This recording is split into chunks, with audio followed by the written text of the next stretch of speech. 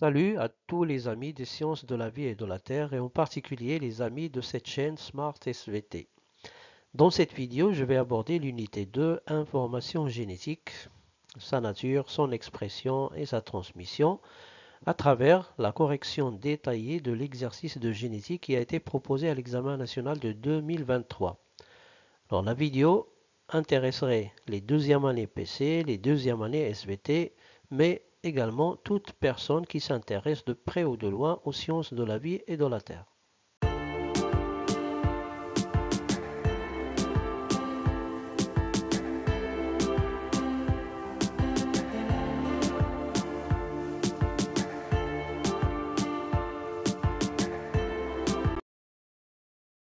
Bien sûr, les objectifs de telle vidéo, c'est de vous aider à apprendre à traiter les exercices de la partie 2 qu'on appelle raisonnement scientifique et communication écrite et graphique. Comment exploiter les documents, comment répondre aux questions telles que décrire, comparer, déduire, expliquer, etc. Donc, voici la partie génétique qui concerne l'examen national de 2023, session de rattrapage, option PC BIOF. Passons directement aux détails. Xeroderma pigmentosum, noté XP, est une maladie héréditaire rare caractérisée par des symptômes tels que la forte sensibilité au rayonnement ultraviolet et des lésions cutanées. Afin de comprendre certains aspects de la maladie, on propose les données suivantes. Donnée numéro 1. Xeroderma pigmentosum est la conséquence de la perte des cellules de leur capacité à réparer les erreurs survenues au niveau de l'ADN. L'exposition au rayonnement ultraviolet provoque chez les enfants atteints des lésions cutanées qui peuvent évoluer en cancer. Ces rayonnements entraînent des modifications de la structure de l'ADN en formant une liaison covalente entre deux thymines T successives du même brin d'ADN. On parle de dimère de thymine. Figure A du document 1. Donnée numéro 2. Des cellules prélevées chez un individu sain et chez un individu malade sont mises en culture puis soumises à des intensités croissantes de rayonnement ultraviolet. Après 24 heures, on mesure dans les deux cultures le nombre de dimères de thymine en fonction de l'intensité des rayonnements ultraviolets.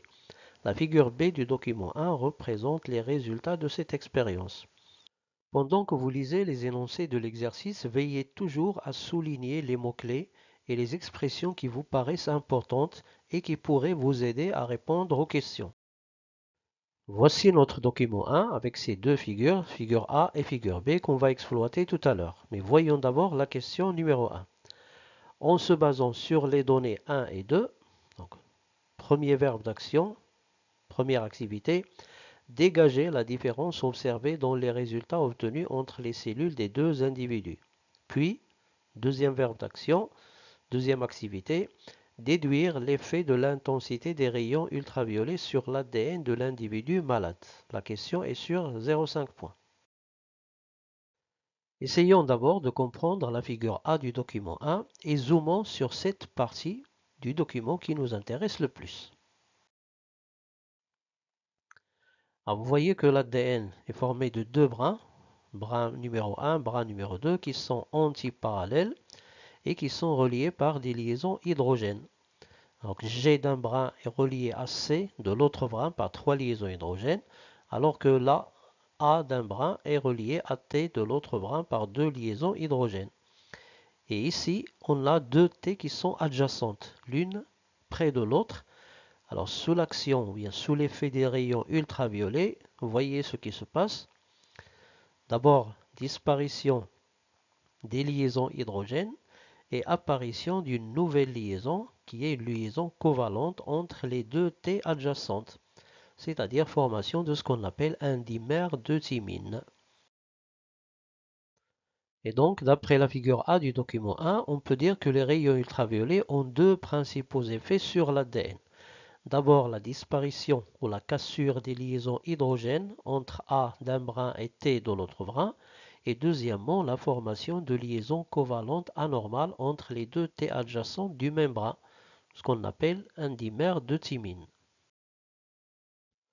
Passons maintenant à l'exploitation de la figure B du document 1. Alors, dans ce type de document, il faut toujours commencer par le paramètre étudié, qui est dans notre cas le nombre de dimères de thymine en unité arbitraire. En fonction de quoi? En fonction de l'intensité des rayons ultraviolets, toujours en unité arbitraire. Et on a en blanc les cellules d'un individu sain et en noir les cellules d'un individu malade. Alors comparons les deux types de cellules.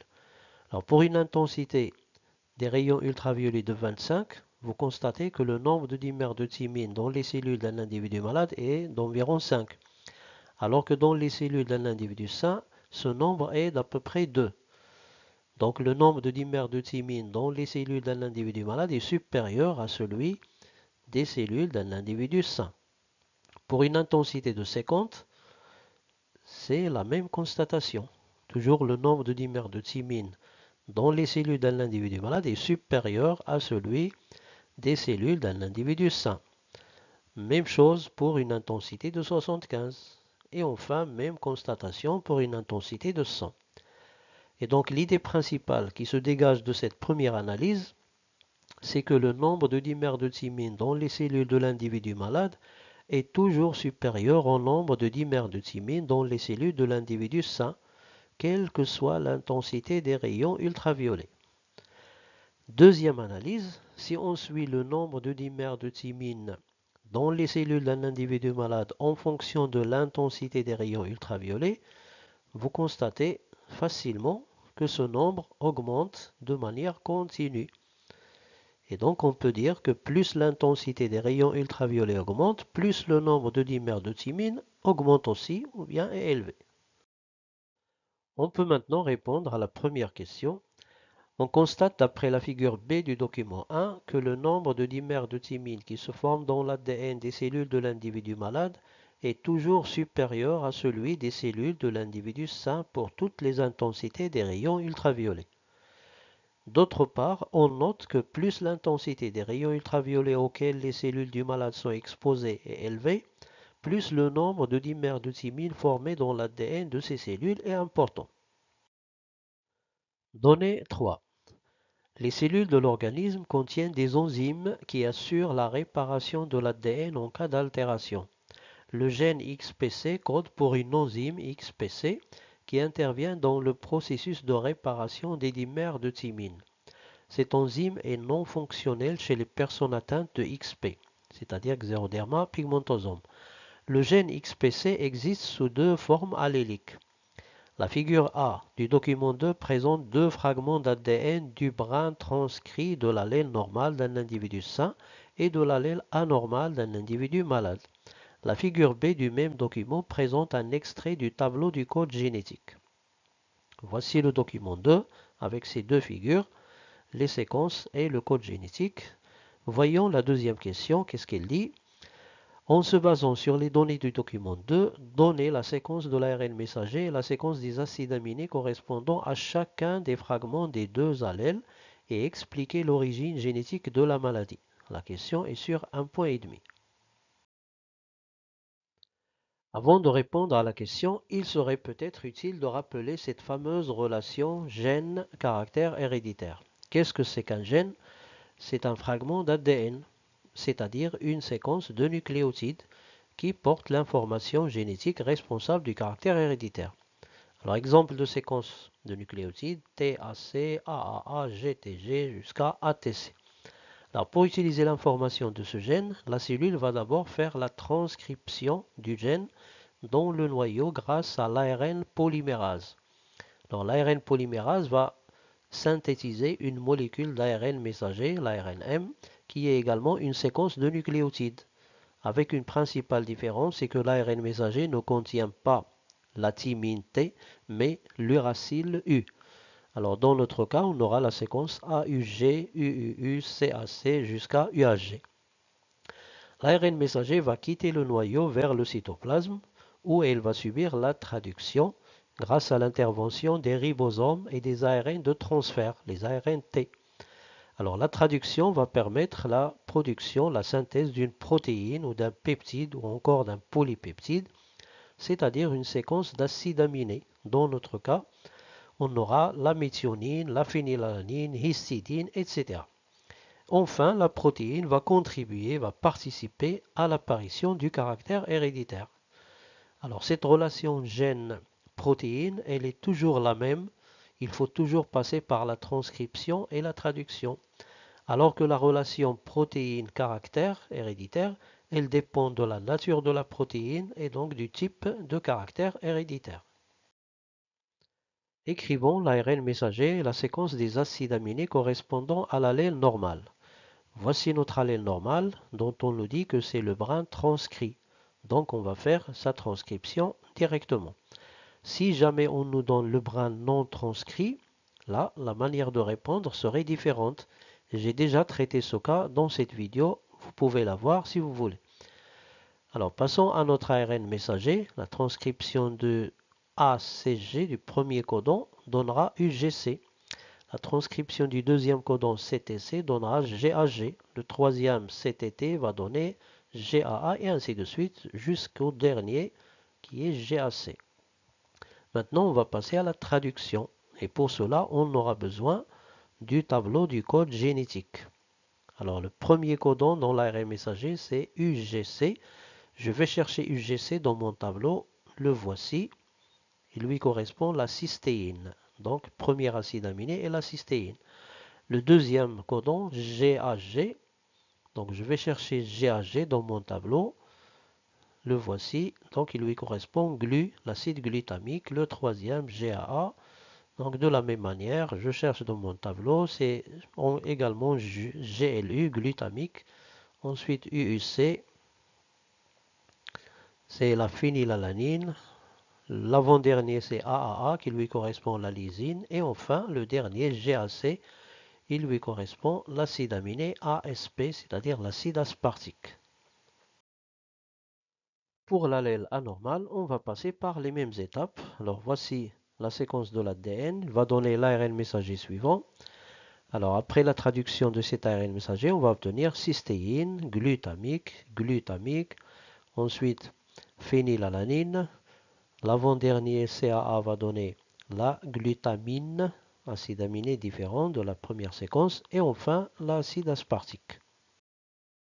Voici la réponse à notre deuxième question. On commence par le cas normal, le fragment de l'allèle, c'est-à-dire l'ADN, que vous pouvez ne pas écrire puisqu'il est donné dans l'exercice.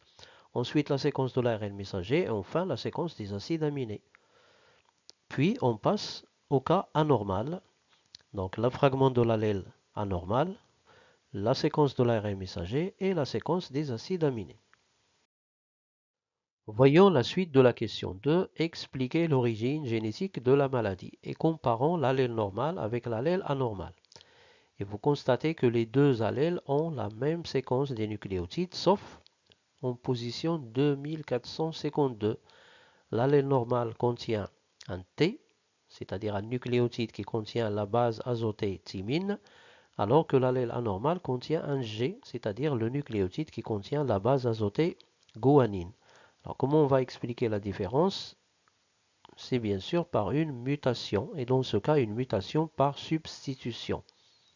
Alors, quelle serait la conséquence de cette mutation? Voyons la chaîne des acides aminés normale et la chaîne anormale. Si on les compare, vous voyez très bien que la seule différence, c'est au niveau de l'acide aminé ou l'avant-dernier acide aminé. La chaîne normale contient une lysine, alors que la chaîne anormale contient une glutamine. Et donc, il y a eu une intégration de l'acide aminé glutamine au lieu de lysine. Alors, quelle en est la conséquence? C'est la synthèse d'une protéine anormale. Et quelle est cette protéine? C'est l'enzyme XPC dans notre cas. Et si la protéine est anormale, ça veut dire que l'enzyme serait non fonctionnelle. Elle n'assure plus sa fonction normalement. Alors, quelle est la fonction normale de cette enzyme XPC? Là, il faut revenir à la donnée numéro 3, où on peut lire le gène XPC code pour une enzyme XPC qui intervient dans le processus de réparation des dimères de thymine. Et donc, si l'enzyme n'est pas fonctionnelle, elle ne va plus réparer les dimères de thymine qui apparaissent à cause des rayons ultraviolets. Et là vont apparaître les symptômes de la maladie Xeroderma pigmentosum. On peut maintenant répondre à la question en comparant les deux allèles, figure A du document 2, et les deux séquences des acides aminés. On peut expliquer l'origine génétique de la maladie par la suite des événements suivants. Premièrement, mutation par substitution du nucléotide T numéro 2452 par G dans le brin transcrit du gène XPC.